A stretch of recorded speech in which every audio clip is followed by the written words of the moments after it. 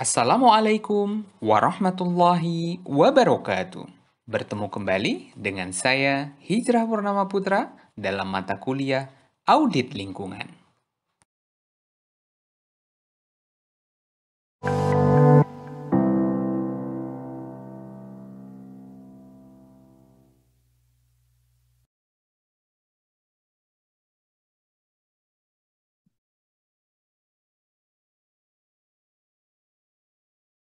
Oke, em, oke.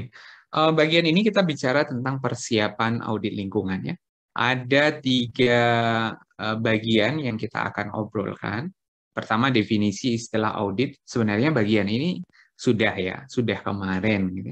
Tapi saya pingin balik lagi dengan penjelasan, siapa tahu dapat lebih nempel nih, mudah-mudahan ya. Yang kedua adalah terkait dengan prinsip atau proses audit lingkungan. Nah, prosesnya seperti apa dan seterusnya kita akan bahas di bagian ini. Terus kemudian barulah kita masuk di persiapan audit lingkungan. Apa saja yang dibutuhkan. Jadi materi ini kira-kira 20 sekian slide, tapi memang agak banyak tulisan-tulisan ya, agar teman-teman bisa maksimal juga nanti membaca pada saat mengulang kembali materi yang ini. Jadi khusus untuk audit lingkungan di awal-awal ini mungkin nggak banyak gambar-gambar seperti materi-materi saya sebelumnya gitu ya, materi-materi di perkuliahan yang lain. Mudah-mudahan saya bisa membuat nanti dalam bentuk yang tidak banyak tulisan. Yang pertama adalah definisi dan istilah auditnya. Ini banyak hal yang saya ambil di regulasi, misalnya terkait dengan audit lingkungan. Ya. Audit lingkungan itu disebut di Undang-Undang 32 2009 tentang perlindungan pengolahan lingkungan hidup. Ya. Yang dilengkapi oleh sekarang ada Undang-Undang Cipta Kerja dan PP 22 tahun 2001. Nah, apa itu audit lingkungan? Evaluasi yang dilakukan untuk menilai. Jadi poinnya sebenarnya ada di sini nih. Taat nggak si suatu kegiatan itu, penanggung jawab usaha atau kegiatan. Taat atau tidak terhadap ya aturan, gitu ya, regulasi yang ditentukan. Air limbah, dihasilkan air limbah. Dia taat nggak dengan aturan air limbah yang ada? Dia keluarkan emisi udara, taat tidak dengan aturan regulasi emisi udara. Jadi menilai taat atau tidak. Kalau semua penanggung jawab usaha dan atau kegiatan ini paham terhadap etika lingkungan, nggak perlu ada orang lain yang menilai gitu ya. Tapi banyak yang sekarang yang ada adalah tidak semua mengikuti etika lingkungan dengan baik. Sehingga butuh orang lain untuk melakukan audit lingkungan. Jadi taat nggak dengan regulasi. Misal kelas hari ini kita mulai jam 10.20 ya. Nah, bergabung nggak di 10.20? Oh enggak Pak, ada yang 10.30, ada yang 10.35, mungkin ada kelas sebelumnya, atau ada permasalahan sinyal. Berarti ada yang ketidaktaatan di situ. Intinya sih dengan regulasi saja. Peraturan di 10.20 masuk nggak di 10.20? Kita nggak bicara alasannya dulu kan, walaupun nanti ada pemakluman. Oh begini, oh begitu. Tapi taat atau tidak. Jadi menilai ketaatan. Hari ini diminta untuk buka open camp, buka nggak? Gitu ya. Jadi itu taat atau tidak. Nah, itu adalah bagian dari mengaudit. Nah, prosesnya sendiri agar tidak sembarangan, karena kita bicarakan dengan regulasi dan taat atau tidak, kan? Berarti proses untuk mengaudit itu sendiri harus pertama sistematik, nggak boleh sembarangan, ada aturannya, ada tahapannya, jadi sangat jelas, tersistem. Kemudian dilakukan independen, jadi auditor ini sifatnya apa ya? Dia nggak boleh dibiayai oleh orang gitu ya, kemudian dikasih uang saku sehingga mempengaruhi dependensi dia gitu. Oh saya kan yang gaji perusahaan ini, saya akan kasih ya yang baik-baik saja, nggak seperti itu. Terus kemudian syarat yang ketiga adalah terdokumentasi yang baik. Ada dokumennya. Mungkin gambaran kita terdokumentasi itu ada foto. Tidak mesti bentuknya foto, tapi ada dokumen. Misal, ada daftar hadir proses audit yang dilakukan. Ada daftar siapa saja yang mau diwawancara. Ada daftar bagian mana saja yang akan dikunjungi. Jadi terdokumentasi. Kemudian setelah kita kunjungi, kita serahkan itu ada tanda tangan. Oh, di bagian A sudah. Bagian pengolahan limbah sudah ada buktinya. Untuk memperoleh apa? Bukti audit. Dan mengevaluasinya pasti ya harus objektif, nggak boleh subjektif, nggak boleh menurut kita. Kita lihat nih, oh kayaknya air ini bersih nih, feeling saya sih bersih, nggak boleh. Tapi harus ada regulasi yang menentukan bahwa air tersebut disebut sebagai air bersih atau masih disebut sebagai air kotor. Nah, untuk menentukan sampai sejauh mana kriteria audit itu dipenuhi. Nah, ini berdasarkan pengertian di ISO 19-19-11-2005. Yang SNI-nya kemarin saat pertemuan ketiga hari Sabtu kemarin, sengaja saya minta untuk membaca saja dulu ya. Nggak pakai video, mau baca saja. Mungkin sambil jalan-jalan atau apa gitu ya. Yang mungkin juga belum terbaca, tapi terbacanya adalah kode presensi. Untuk bisa absen dulu deh Pak. Tapi harapannya itu bisa dibaca. Dibaca ya teman-teman. Mudah-mudahan dengan membaca itu kita punya bayangan yang lebih. Tanya sama diri sendiri, Pak saya kok belum paham sama sekali. Saya salahin sinyal terus, saya salahin fasilitas. Yang sudah ada, sudah dipelajari belum? Jadi kalau yang belum, yang sudah ada belum dipelajari ya berarti tantangannya kan ada di kita, gitu ya. Jadi kita yang membuat itu tidak bisa berjalan baik.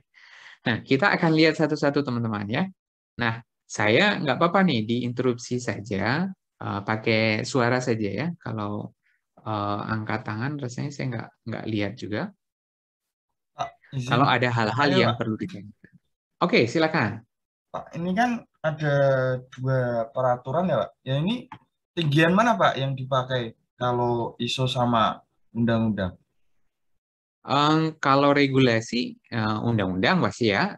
ISO ini kan apa ya dia eh, dia aturan teknis, ya, aturan teknis. Jadi misal apa saja isi dari audit, berarti kita acuannya adalah ISO atau SNI nanti.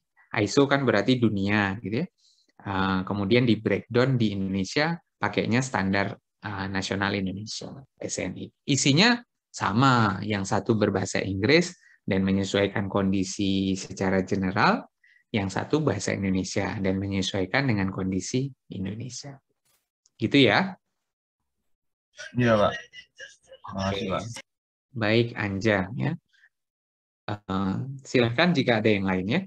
Nah, berikutnya apa? Berikutnya adalah kita akan masuk. Tadi kan ada kalimat terakhir ya, ada kriteria audit. Kriteria itu apa gitu. Nah, itu adalah kebijakan tadi atau prosedur atau persyaratan. Nah, kriteria audit ini digunakan sebagai acuan pembanding terhadap bukti audit. Misal nih, contohnya gini, kalau kita hafal ini rasanya nggak enak gitu ya. Kira-kira gini, saat kita widescreen ya, kita akan survei air limbah ya, air limbah. Outletnya, ini outnya dengan parameter sekian, sekian, sekian, sekian, sekian. Ada 1, 2, 3, 4, 5, katakanlah gitu ya. Nah, untuk menentukan baik buruknya kan berarti kita perlu yang namanya baku, mutu, air.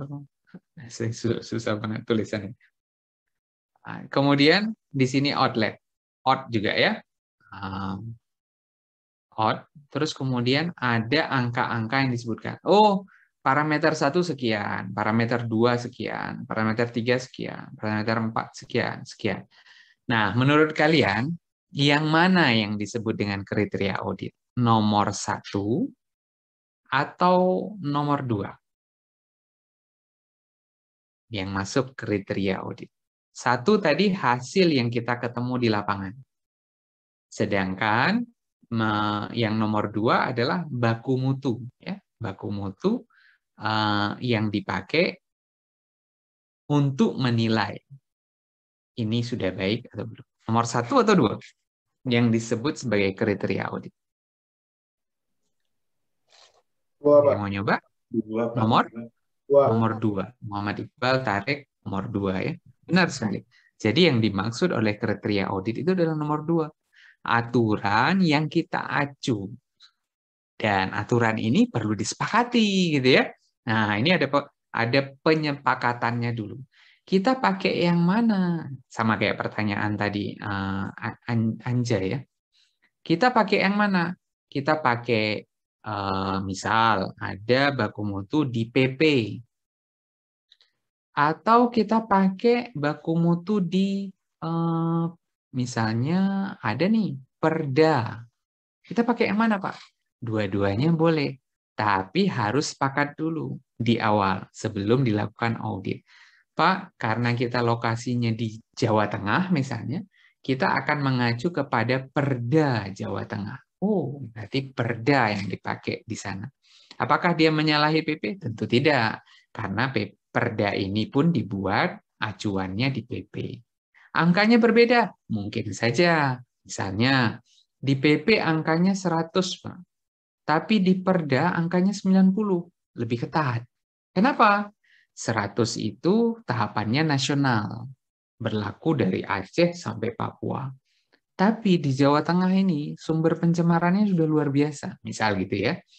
Sehingga apa? Saya perlu mengatur lebih ketat. Saya pakai 90. Jadi artinya perlu kesepakatan dulu, pakai 100 atau 90.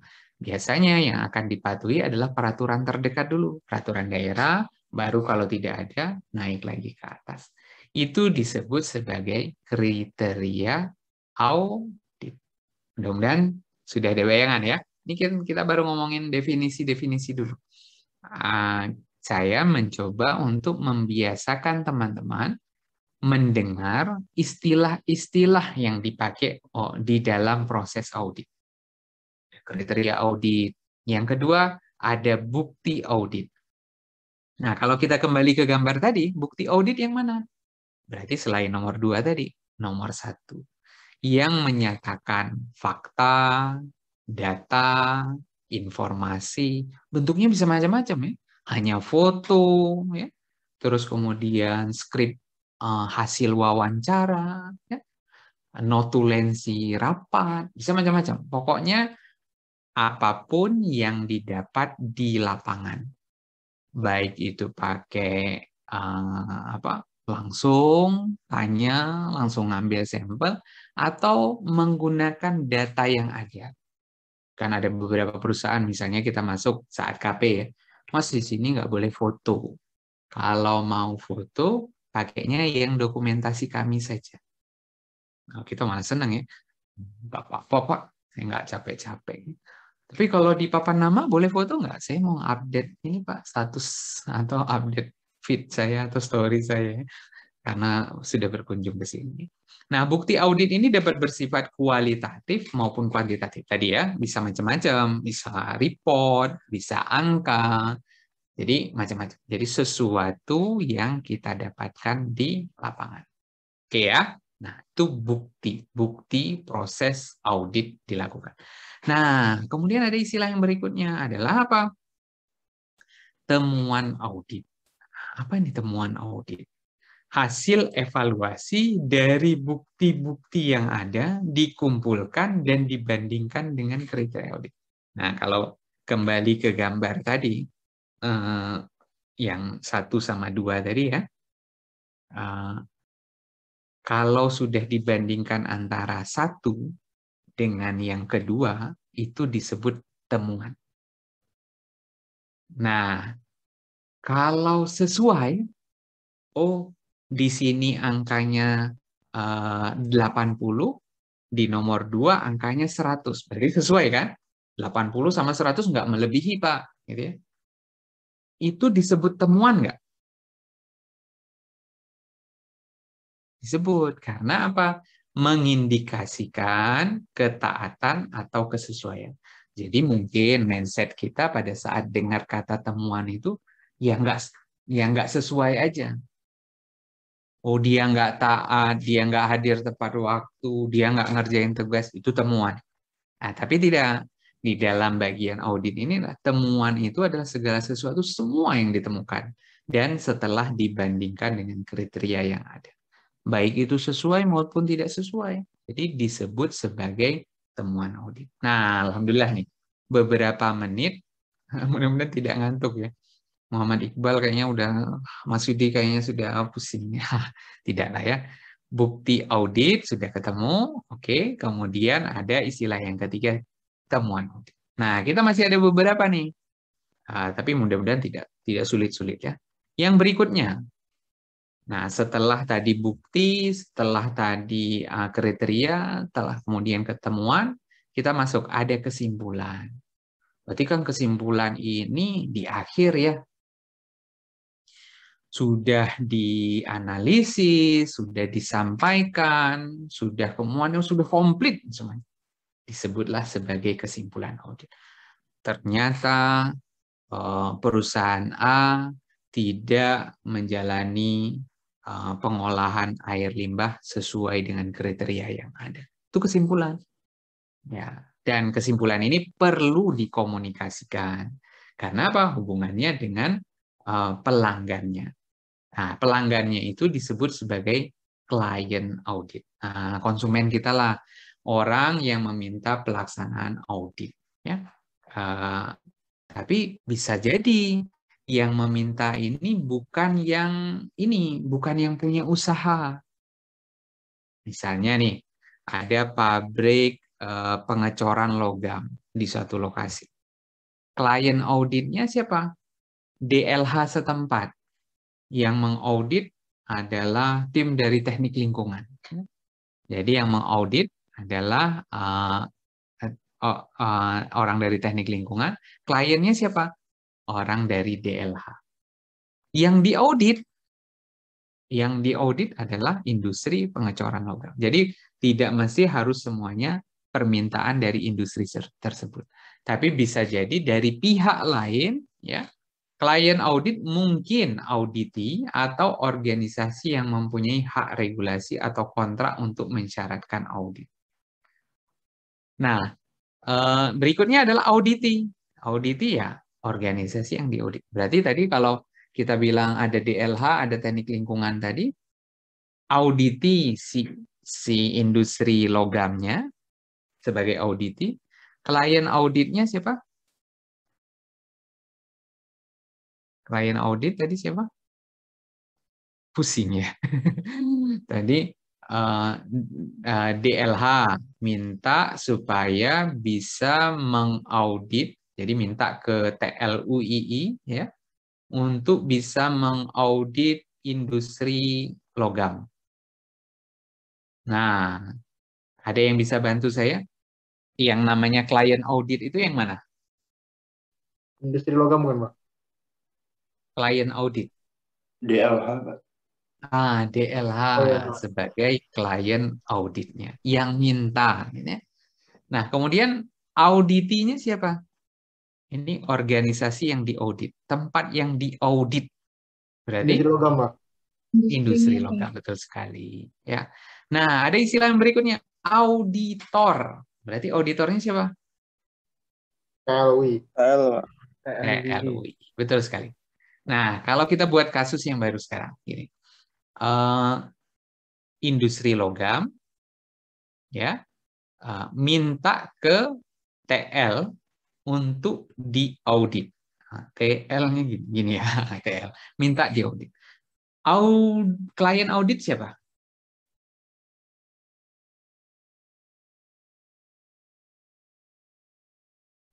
Industri Klien logam. audit. Industri Industri logam. logam. Auditinya siapa? TLUI. Industri logam juga, Pak. Industri logam juga, betul sekali. Auditornya baru TLUI. Nah, jadi ini untung nggak dapat siang banget ya. Siang jadi tambah pusing ini. Nah, TLUI boleh pelaksanaannya secara individu ya, atau menggunakan tim. Oh, tim ini bisa dipakai. Misal perusahaannya itu skupnya luas. Ada udara, ada sampah, ada B3, ada macam-macam. Sampai urusannya batuan, biologis, dan seterusnya. Sehingga tidak mungkin kalau tidak melibatkan orang dengan kompetensi yang dibutuhkan. Sehingga dibentuklah ada tim audit. Nah, ini menarik ya. Jadi kita punya posisi yang cukup bagus di sini ya. Nah, selanjutnya apa? Selanjutnya adalah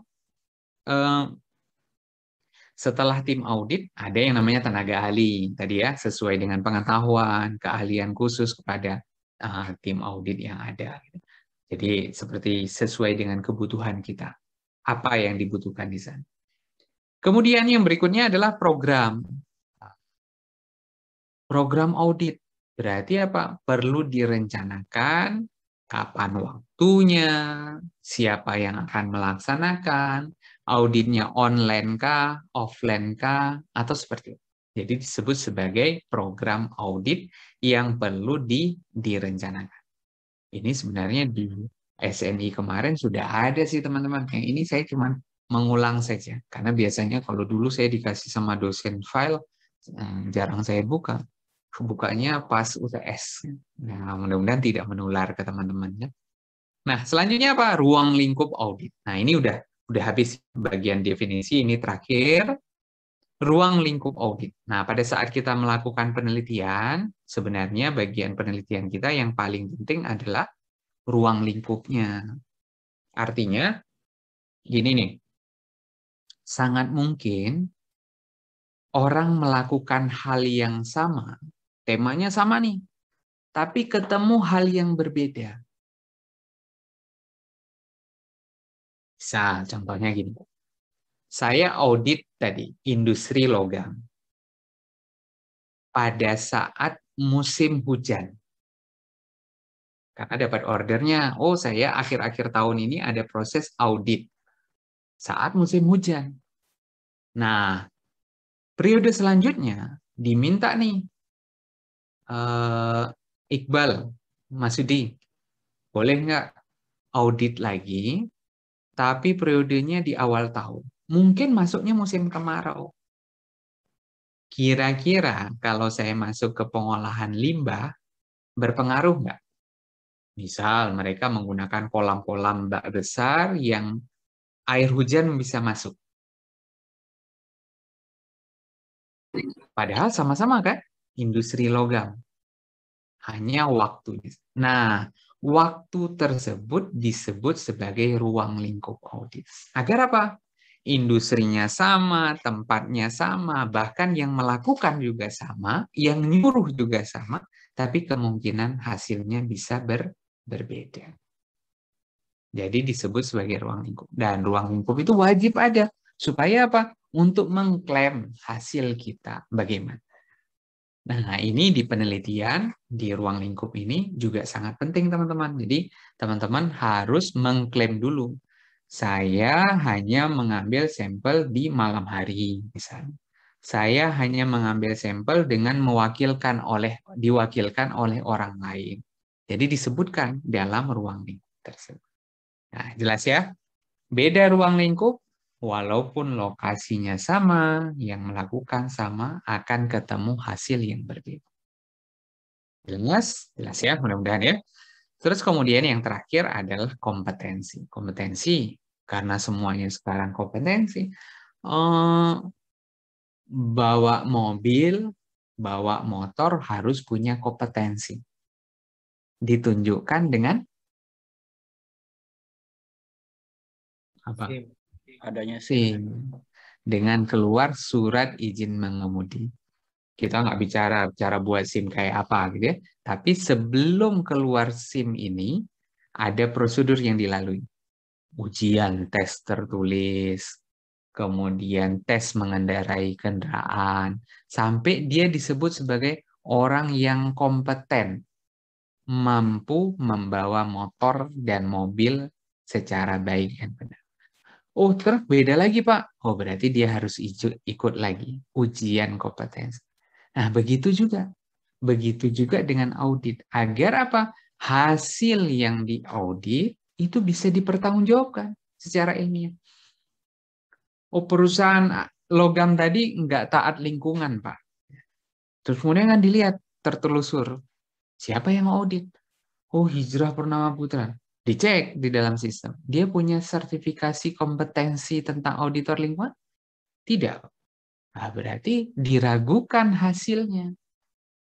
Dianggap dia tidak kompeten. Tidak bisa menilai kompetensi tersebut.